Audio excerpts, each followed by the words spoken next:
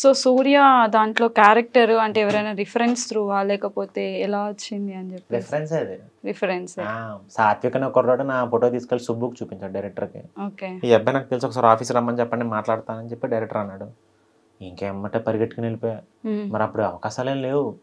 2019తో అంతా ఆగిపోయింది. 2019 ఏదో సినిమా నాది రిలీజ్ అయింది, సరిగ్గా ఆడలేదు. అంటే మొత్తం కెరీర్ క్లోజ్ అయిపోయింది. అంతకుముందు ఐ డ్రీమ్ నుంచి అటు సినిమాకి షిఫ్ట్ అయ్యాను నేను. ఇక్కడే లాస్ట్ వీడియో నాది. ఇక్కడ నుంచి గ్యాప్ ఇచ్చాను యూట్యూబ్ ఒక 2 years. అందరూ మర్చిపోయారు. Everyone, short film directors, production హౌస్లు అందరూ వదిలేశారు నన్ను. సినిమా ఒకటి ఆడలేదు. యూట్యూబ్లో అందరికీ నేను అప్పటికి పరిచయం ఉన్నాను. అప్పటికి బాగా మన నోటబుల్ అవుతున్నాను నేను 2017-18 టైంకి. ఎప్పుడైతే 2 years గ్యాప్ ఇచ్చానో ఎవ్రీవన్ లెఫ్ట్ మీ. అందరూ వదిలేశారు నన్ను. మర్చిపోయారు, జనాలు మర్చిపోయారు. డైరెక్టర్స్ ఏమో మనోడు ఇంక ఫెయిడ్ అవుట్ అయిపోయి ఇలాగే అనుకున్నారు అందరూ. నాట్ ఎగ్జాజరేటింగ్, నిజం చెప్తున్నాను నేను. అందరూ మర్చిపోయారు, అయిపోయింది మనోడు పని అయిపోయింది అనుకున్నారు. నాకు అప్పుడు చాలా బాధ అనిపించింది. నాకు యాక్టర్ అనోడు యాక్టరే, గ్యాప్ ఇచ్చాడంటే ఆడు యాక్టింగ్ మర్చిపోడు. ఎనీ రీజన్ ఏదైనా కావచ్చు. నాకు అప్పుడు సినిమా వచ్చింది, సినిమా ద్వారా ఏదన్నా ఇంకొక మెట్టు ఎక్కుదామని చెప్పి గ్యాప్ తీసుకున్నాను తప్పితే యూట్యూబ్ నేను చులకంగా చూడను. యూట్యూబ్ చులకంగా చేస్తుంటే ఇప్పుడు నేను యూట్యూబ్ చేయను నేను. అప్పుడు ఊరికే గ్యాప్ తీసుకున్నాను నేను. సరే ఒక సినిమా చేస్తున్నాం కదా, దీని మీద కాన్సన్ట్రేట్ చేద్దాం అని చెప్పి సినిమా చేశా. వదిలేశారు అందరూ. కెరీర్ క్లోజ్ అయిపోయింది అనుకున్నాను త్రిపుర. నేను కంప్లీట్ నా కెరీర్ అంటే బ్లర్ అనిపించింది నాకు. ఇదేంట్రా బాబు, ఇందులోనే చచ్చిపోదాం అనుకున్నాను కదా, ఇప్పుడు ఎట్లా? అమ్మ నాన్నకి ఏం సమాధానం చెప్పాలి ఇప్పుడు నేను? పీరియడ్ అంతా వేస్ట్ అయిపోయింది, 5 years పీరియడ్. ఇప్పుడు ఆ వెనక్కి రమ్మన్నా రాదు. ఇప్పుడు అది టైం మిషన్లో వెనక్కి వెళ్ళలేం కదా, అయిపోయింది, క్లోజ్ అయిపోద్ది కెరీర్.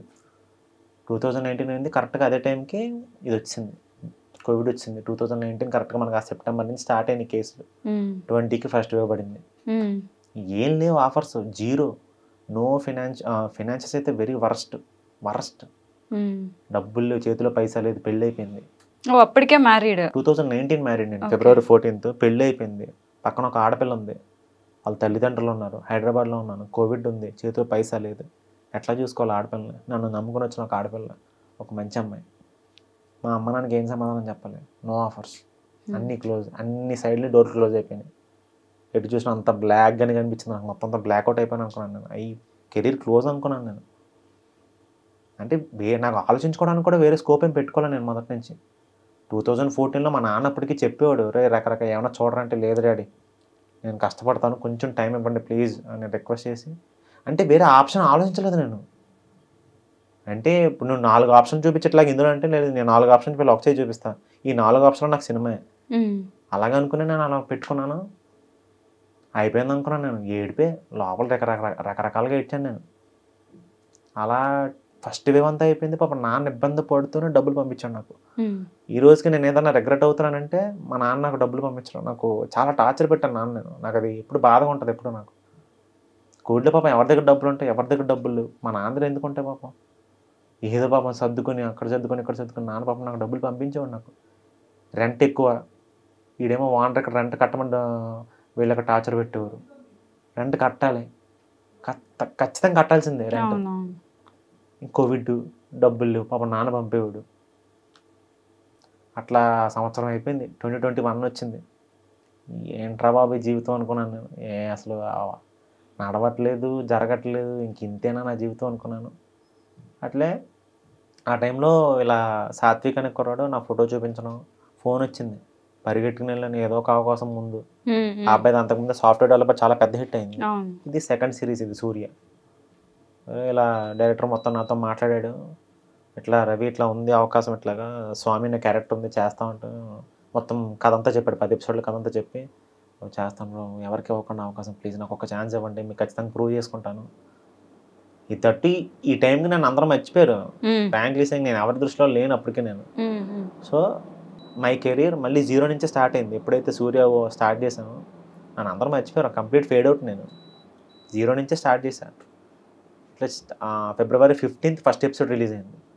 సూర్య ఫస్ట్ ఎపిసోడ్ February 15th, 2021. ఆ రోజు బ్యాక్ అంటే నిజంగా ఒక సింహం వెనక్కి తిరిగి వస్తే ఎట్లా ఉంటుందో, ఒక బోన్లో పెట్టిన సింహం మళ్ళీ ఎట్లా బయటకు వస్తే ఎట్లా ఉంటుందో, నా జీవితం మళ్ళీ అప్పుడే స్టార్ట్ అయింది. వదిలేసిన వాళ్ళందరూ ఫోన్లు, మెసేజ్లు, అంటే విపరీతమైన క్రేజ్ వచ్చింది. Not only in India, global wide నేను పాపులర్ అయ్యాను నేను స్వామి అనే క్యారెక్టర్కి. ఈ రోజుకి ప్రౌడ్గా చెప్తాను. వెనక్కి తిరిగి చూసుకుంటే నా జీవితంలో ఏముందంటే ఆ స్వామి అనే క్యారెక్టర్ నన్ను నుంచోబెట్టింది నన్ను, ఆ సుబ్బు అనే డైరెక్టర్ నన్ను నుంచోబెట్టాను. నో వన్, వీళ్ళిద్దరే. ఆ స్వామి అనే క్యారెక్టర్ దేవుడు, ఆ సుబ్బు అనే ఆ డైరెక్టర్ కూడా నాకు దేవుడు. వీళ్ళిద్దరే నాకు నో వన్. నా కంపెనీ, ఆ కంపెనీకి నాకు ఇవ్వాల్సిన అవసరం లేదు అవకాశం, ఎందుకంటే నేను అవుట్ సైడర్. అప్పటికి కంపెనీలో జాయిన్ అయ్యే ముందు నేను అవుట్ సైడర్. నేను లోపల చాలా మంది ఉన్నారు ఎంప్లాయీస్, ఎందుకంటే కోవిడ్ టైం బయట నుంచి ఒకటి తెచ్చుకొని అవకాశం ఇవ్వాల్సిన పని లేదు. నేను ఒక అవుట్ సైడర్ని. సరే కొత్తవాడికి ఛాన్స్ ఇద్దామని చెప్పి కంపెనీ అవకాశం ఇచ్చింది ఇన్ఫినిట్. సుబ్బు కూడా చూసి పర్లేదు మనోడు బాగా చేస్తాడని నన్ను నమ్మాడు. స్వామి వచ్చింది, మార్చేసుకున్నాను జీవితం. నేను అదే అంటున్నాను, ప్రాపర్ ఆపర్చునిటీ ఎప్పుడు స్ట్రైక్ చేస్తుందో తెలియదు, దానికోసం వెయిట్ చేశాను. ఎప్పుడు డిప్రెస్ అవ్వలేదు, నేను బాధపడ్డాను. డిప్రెషన్కి బాధకి చాలా తేడా ఉంటుంది, అదే చెప్తున్నాను. నేను ఎప్పుడు డిప్రెస్ అవ్వాలి, బాధపడ్డాను. అరే అమ్మ నాకు ఏం సమాధానం చెప్పాలి ఇప్పుడు మనం, ఎట్లా వాళ్ళని ఇప్పుడు ఎట్లా ఇది అంతా ఎలా ఓవర్కమ్ చేయాలని చెప్పి ఆలోచిస్తూనే ఉండేవాడిని నేను.